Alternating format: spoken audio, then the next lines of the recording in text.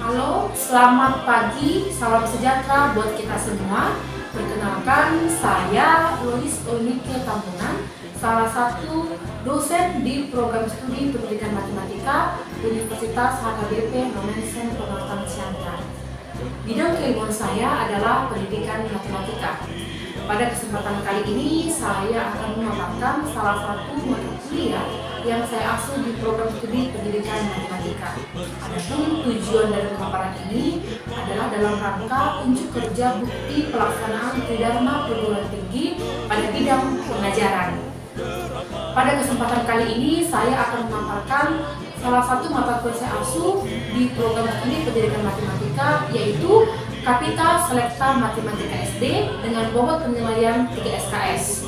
Sistem pengajaran yang saya gunakan untuk mata kuliah ini adalah sistem pengajaran DIA, yaitu Delivery, Interaction, and Assessment. Sebelum saya menjelaskan bagaimana sistem pengajaran yang saya lakukan untuk mata kuliah ini, terlebih dahulu saya menjelaskan apa itu mata kuliah Kapita Selekta Matematika SD. Mata kuliah Kapita Selekta Matematika SD merupakan mata kuliah wajib yang tersebar di semester ganjil, di mana mata kuliah ini memberikan kemampuan dan pengetahuan kepada mahasiswa yang mengontra mata kuliah ini terhadap materi-materi esensi di pembelajaran matematika SD. Sistem yang saya gunakan adalah dengan menggunakan metode DIA. Pada aspek yang pertama, yaitu delivery, akan menjelaskan bagaimana saya menyampaikan materi di mata kuliah Kapita Selekta Matematika SD kepada mahasiswa yang mengontrak mata kuliah ini, di mana dalam penyampaian materi tersebut disesuaikan dengan CPMK dan sub CPMK yang telah disusun sebelum dimulainya perkuliahan ini. Adapun yang menjadi CPMK pada mata kuliah Kapita Selekta Matematika SD adalah yang pertama, memiliki wawasan dan pemahaman tentang konsep dan teori materi dalam pembelajaran Kapita Selekta Matematika SD. Yang kedua, memiliki wawasan dan pemahaman tentang struktur dan pola pikir dalam mengidentifikasi materi dalam pembelajaran Kapita Selekta Matematika SD. Yang ketiga, mampu mengaplikasikan konsep pembelajaran Kapita Selekta Matematika SD dalam mengevaluasi materi. Dan yang keempat, memahami dan menerapkan materi pembelajaran Kapita Selekta Matematika SD melalui pengalaman kehidupan sehari-hari. Selanjutnya yang menjadi sub CPMK untuk mata pelajaran Kapita Selekta Matematika SD, yaitu yang pertama, mengaplikasikan dalam proses masalah dan menerapkan dalam kehidupan sehari-hari. Yang kedua, mampu memahami sistem bilangan. Yang ketiga, mampu memahami dan menentukan KPK dan FTB dan juga faktorisasi prima di suatu bilangan. Yang keempat, mampu memahami konsep pemecahan dan operasi pada pecahan. Yang kelima, mampu memahami konsep perbandingan, skala, pengukuran sudut, kecepatan, dan limit. Yang keenam, mampu memahami pengertian bangun datar dan sifat-sifatnya, serta pengukuran keliling dan luas, serta mengaplikasikan dalam pemecahan masalah. Yang ketujuh, mampu memahami pengertian lingkaran, unsur-unsur pada lingkaran, pengukuran keliling dan luas, serta mengaplikasikan dalam pemecahan masalah. Yang kedelapan, mampu memahami pengertian dari setiap bangun ruang sisi datar, sifat-sifatnya, dan pengukuran luas serta volume. Yang kesembilan, mampu memahami pengertian bangunan sisi lengkung, sifat-sifatnya, serta pengukuran luas permukaan dan juga volume. Yang ke-10, mampu memahami konsep ruang serta mengaplikasikan dalam pemecahan masalah. Dan yang terakhir, mampu memahami teknik pengukuran data, teknik penyajian data, serta mengaplikasikan dalam pemecahan masalah. Pada mata kuliah Kapita Selekta Matematika SD terdapat 16 pertemuan, di mana dari pertemuan pertama sampai pertemuan ke-14 terdapat materi-materi yang telah disusun sebelum perkuliahan dimulai. Materinya adalah yang pertama sistem bilangan, himpunan, KPK dan FTB, pecahan, perbandingan skala, pengukuran sudut, kecepatan dan debit, bangun datar, lingkaran, bangun ruang sisi datar, bangun ruang sisi lengkung, peluang, dan statistika. Pada perkuliahan ini kami juga menggunakan buku ajar, yaitu dengan judul Kapita Selekta Matematika SD. Selain itu kami juga menggunakan buku referensi lain yang mendukung perkuliahan ini. Pada aspek yang kedua, yaitu interaction, akan menjelaskan bagaimana hubungan ataupun interaksi antara dosen dan mahasiswa selama perkuliahan berlangsung. Di mana perkuliahan yang berlangsung untuk mata kuliah ini adalah dalam bentuk offline ataupun tatap muka dan online ataupun daring. Untuk perkuliahan tatap muka ataupun offline, bentuk interaksinya adalah adanya tanya jawab yang terjadi selama perkuliahan, di mana setelah saya memberikan pemaparan akan garis-garis besar materi yang akan kami pelajari, saya akan memberikan pertanyaan dan juga mahasiswa dapat memberikan pertanyaan untuk hal-hal yang masih dianggap kurang mengerti. Itu dalam perkuliahan ini kami juga menggunakan teknik diskusi kelompok. Untuk perkuliahan online atau daring, kami menggunakan dua aplikasi, yaitu Google Classroom dan juga menggunakan WA Group. Di mana WA Group kami gunakan untuk menyampaikan materi yang akan dibahas di pertemuan berikutnya, dan Google Classroom digunakan untuk memberikan soal-soal yang akan dijawab mahasiswa di rumah dan juga untuk mengirimkan beberapa video pembelajaran yang mendukung dalam pembelajaran ini, seperti untuk mengirimkan video dalam bentuk video software GeoGebra untuk mata kuliah ataupun materi tentang kubus dan aspek yang terakhir yaitu assessment yang akan menjelaskan bagaimana saya menilai secara objektif mahasiswa saya selama perkuliahan berlangsung, di mana penilaian yang saya lakukan itu mengikuti dari penilaian yang diterapkan di Universitas HKBP dan Universitas yang terdiri dari 5 aspek. Yang pertama, sikap dengan bobot 20%, yang kedua, keterampilan dengan bobot 20%, tugas-tugas dengan bobot 12%, ujian tengah semester dengan bobot 18%, dan ujian akhir semester dengan bobot 30%, di mana mahasiswa dapat melihat secara langsung bagaimana saya memberikan penilaian terhadap kelima aspek tersebut dalam akun siaran mereka masing-masing. Berdasarkan pemaparan saya tadi, untuk mata kuliah saya asuh yaitu Kapital Sekolah Matematika SD dengan menggunakan metode DIA, yaitu Delivery, Interaction, dan Assessment, berikut saya akan menampilkan video pembelajaran saya yang saya lakukan secara tatap muka ataupun offline. Oke, untuk perkuliahan kita hari ini ya, sesuai dengan yang dikirimkan ke WA Group kita, yaitu kita akan membahas materi apa? Bangun sisi data. Oke, bangun ruang sisi data. Nah, sebagaimana kita tahu dan yang sudah saya kirimkan garis besarnya, ada berapa itu bangun ruang sisi data? Silakan. Ada kubus, balok, limas, prisma. Oke, kubus, balok, prisma, dan limas. Nah, saya ada di sebuah media, ya, ada sebuah media ini. Bisa dilihat? Bisa. Oke, ya. Silakan diajak ke PowerPoint-nya. Ya, saya ada beberapa bentuk-bentuk yang menyerupai ini. Oke, yang pertama ini apa namanya? Silakan. Kubik. Lalu, silakan. Lalu, oke, ketika saya dekatkanlah ini media, ya, ke PowerPoint saya, apakah mereka memiliki bentuk yang sama? Ya. Oke, berarti bentuk-bentuk ini menyerupai sebuah kubus. Oke, nah sekarang muncul pertanyaan yang baru, yaitu bisa nggak kita mendefinisikan apa itu kubus?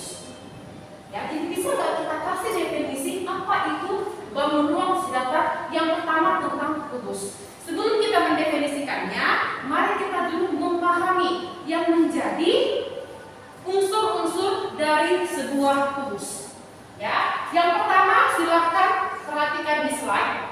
Ya, perhatikan di slide. Terus perhatikan dulu yang ada yang warnanya muncul, baru redup lagi, muncul, redup lagi.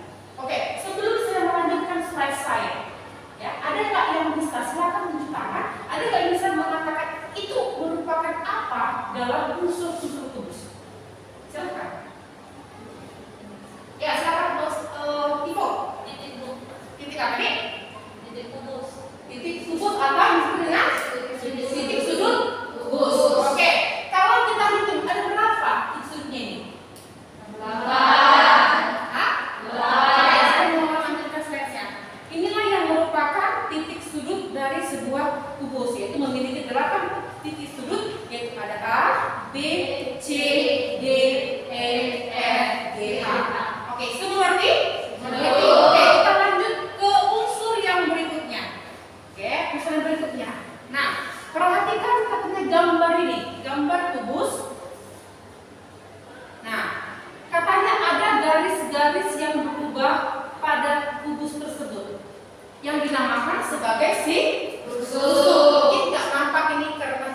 gelap ya. Coba saya menunjukkan ke sini.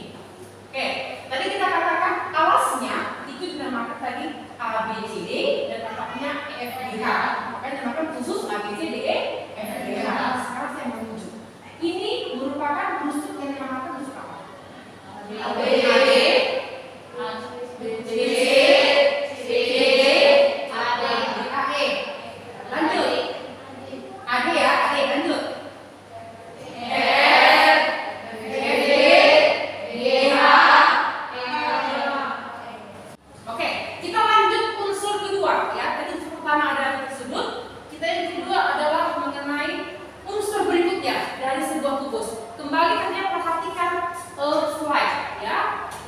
garis yang berubah warna pada kubus di samping dinamakan sebuah rusuk. Katanya, coba kita perhatikan yang pertama.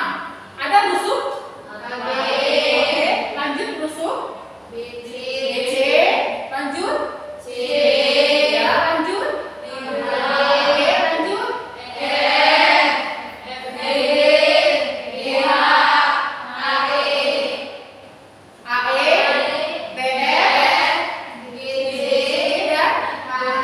Oke, jadi muncul lagi pertanyaan yang baru. Setelah kita sebutkan tadi rusuk yang terdapat dalam sebuah kubus, ditanya ada berapa rusuk yang dimiliki oleh sebuah kubus? Berapa? Ada 12. Oke, kembali kita lihat sini. Berarti ada, jadi sama-sama. 1, 2, 3, 4, 5, 6, 7, 8, 9, 10, 11, 12. Dalam unsur kubus yaitu rusuk ada 12 rusuk dari kubus. Oke, kita lanjut untuk unsur yang berikutnya ya. Silakan kembali perhatikan gambar di samping. Lihat, ada yang berubah warna. Ya, ada warna ini ya. Nah, coba sebelum saya lanjutkan slide-nya, ada nggak yang bisa menjawab unsur kubus apakah yang mau ditunjukkan pada saat ini? Silakan. Ya, silakan Sally. Oke, bidang. Nama lainnya apa? Oke, sisi. Nah, sebelum saya lanjutkan slide-nya dan sebelum kita tunjukkan dalam media yang saya punya di sini, ada berapa sisi atau bidang dari rusuk? Ada? Oke, kita boleh tunjukkan dulunya ya, slide-nya. Oke, kita akan perhatikan. Bagian yang berubah warna pada kubus di samping dinamakan bidang atau sisi. Oke, yang manakah yang harus disebutkan? Ayo, berarti ini sisi pertama itu sisi A, B, C, lanjut F, G, H. Nampak ya warna yang berubah ya, nampak ya. Oke, lanjut B, C, G, lanjut A, D, E, H, lanjut J, K, L, dan lanjut yang terakhir Oke, ya. Berarti ini ada sebuah kubus, kembali saya tunjukkan. Oke, kita bergerak dari per bidangnya atau per sisi dari sebuah kubus. Saya katakan yang pertama sisi alasnya, ya. Sisi alasnya. Tadi ini kan kita katakan A, B, C, D, E, F, G, H, ya. Silakan. Yang pertama untuk alas berarti sisi A, C, lalu B, ada dua. Oke, kita hitung aja. Untuk alas ada 2. Sekarang untuk ada berapa? 1, 2. Itu sudah ada? 4.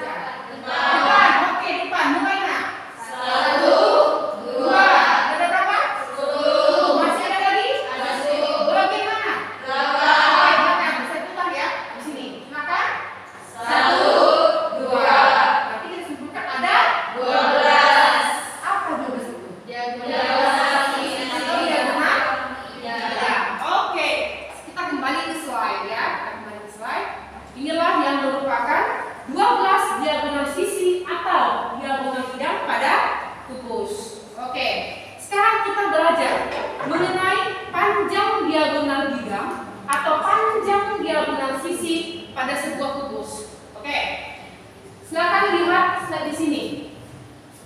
Kita udah bahas yang minggu lalu pengantarnya dan sudah saya kirimkan ke grup ya, bahwa setiap rusuk dari kubus itu memiliki panjang yang sama.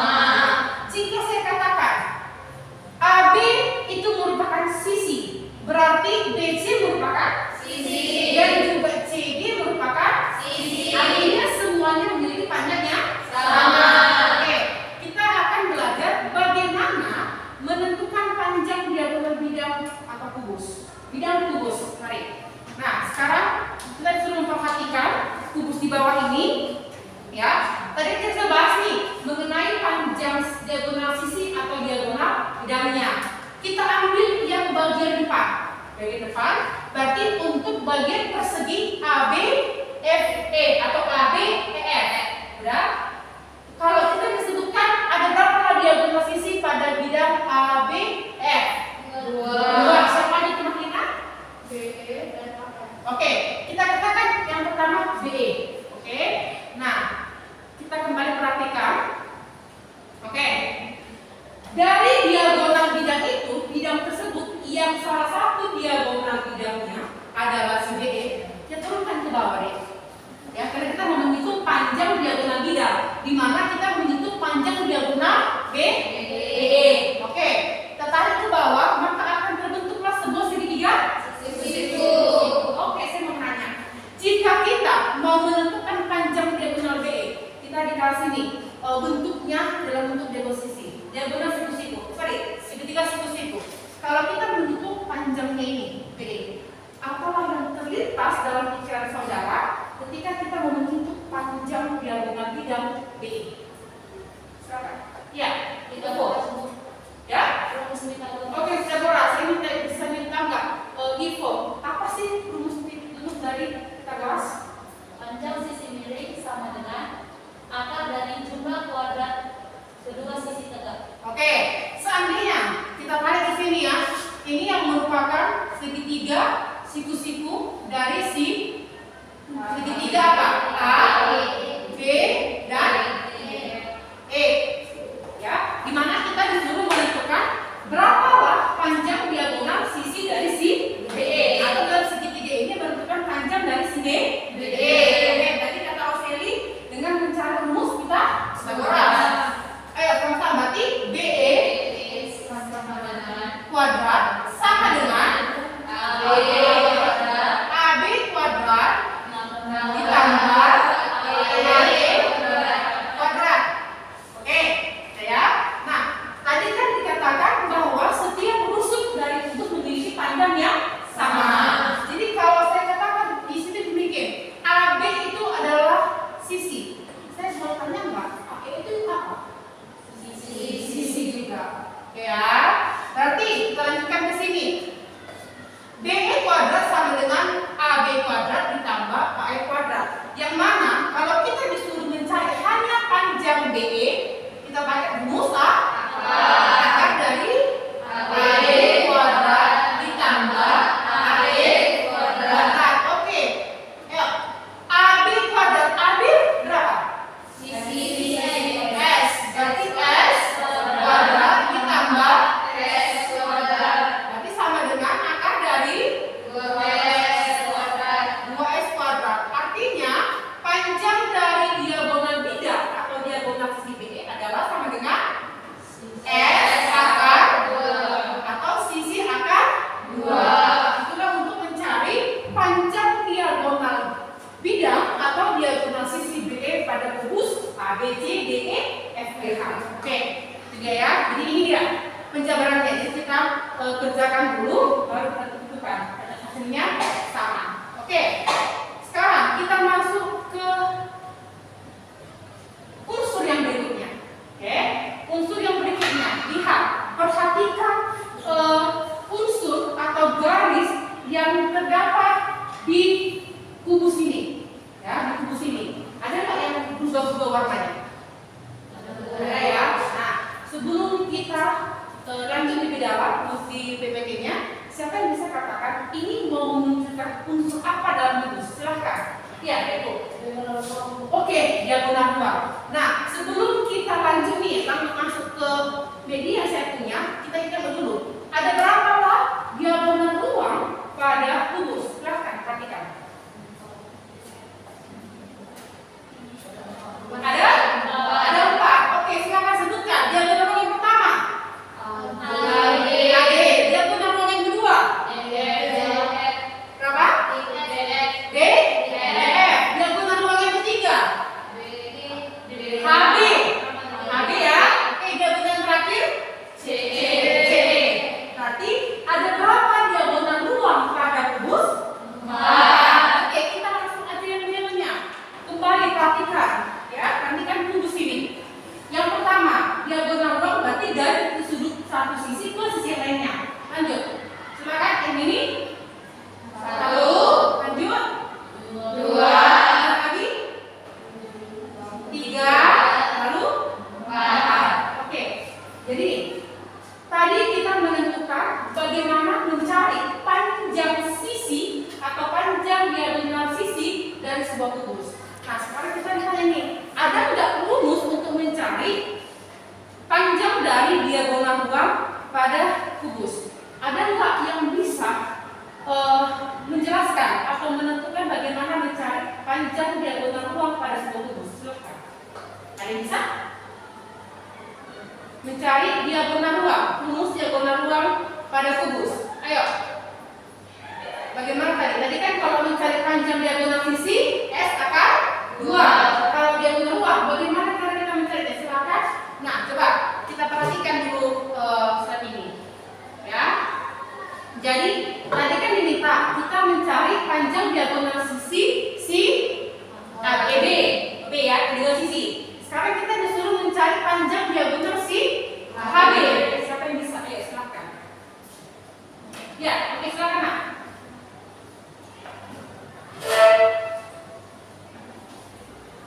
Ya. Coba yang lainnya, coba coret-coret. Bagaimana cara kita mencari panjang diagonal ruang dari sekubus? Jika yang diminta panjang ruangnya adalah diagonal ruangnya adalah si HB.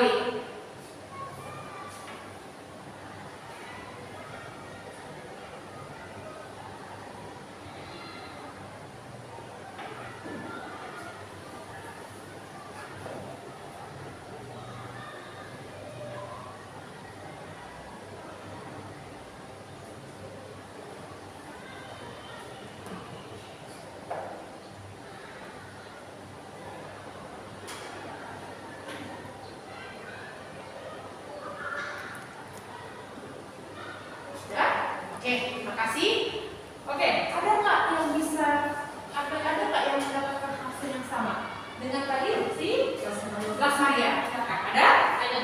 Oke, saya mau menanya nih, dari mana dia 2S kuadrat? Oke, berarti untuk mencari panjang diagonal ruang kita menjumlahkan apa dengan apa? Diagonal sisi ditambah sisi.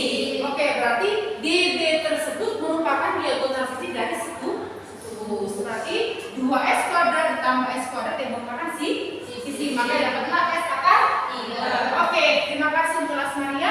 Kita bisa lanjut ke yang berikutnya? Bisa ya. Tadi saya dapat lagi nih.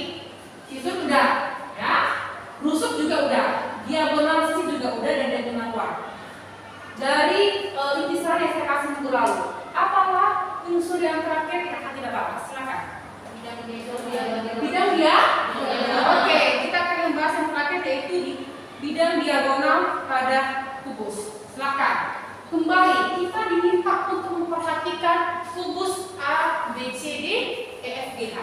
Perhatikan, ada bidang-bidang yang terdapat di dalam kubus. Ya, bidang yang dalam kubus. Oke. Yang pertama saya tunjukkan, silakan kasih namanya. Ini bidang apa? A, C, E, G. Lanjut yang kedua, silakan. Anak kedua saya bisa. Marlina yang mana kedua, Nak? B, D, F, H. Oke. Ada berapa diagonalnya? Udah ada 2. Saya mau nanya selanjutnya, ada berapa bidang diagonal pada kubus? Dulu, ada berapa bidang diagonal pada kubus? Ini masih 2 yang saya tunjukkan.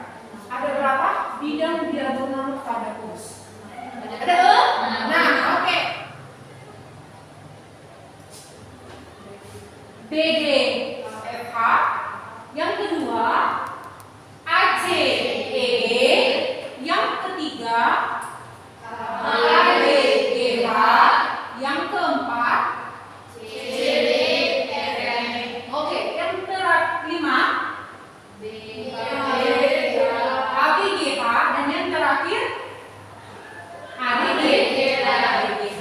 Oke, itulah yang merupakan bidang diagonal pada kubus. Oke, nah jadi setelah kita bisa lah ya menentukan dan menemukan unsur-unsur dari kubus, maka kita definisikan kubus adalah bangun ruang sisi datar yang dibatasi oleh 6 bidang persegi yang masing-masing dinamakan sisi, di mana semua sisi sama sebangun dan kongruent. Itulah yang merupakan definisi dari kubus. Nah, sampai sini mengerti Kak aku sampaikan? Tanpa dulu tanya. Mengerti ya? Mengerti?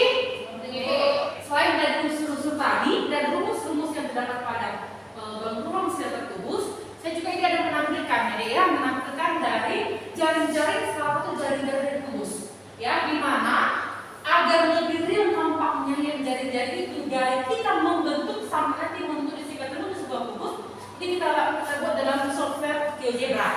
Jadi ya, dan nanti software ini akan saya kirimkan ke Google Classroom kalian dengan harapan kalian bisa mencari yang menjadi jaring-jaring kubus yang lain.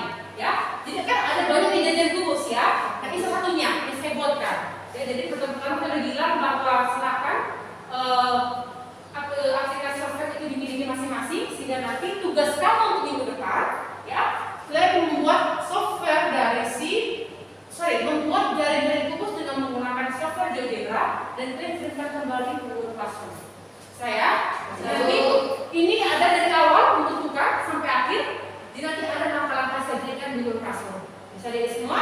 Silakan diperhatikan dan saya kirimkan juga ke Google Classroom kita. Oke? Oke, Bu.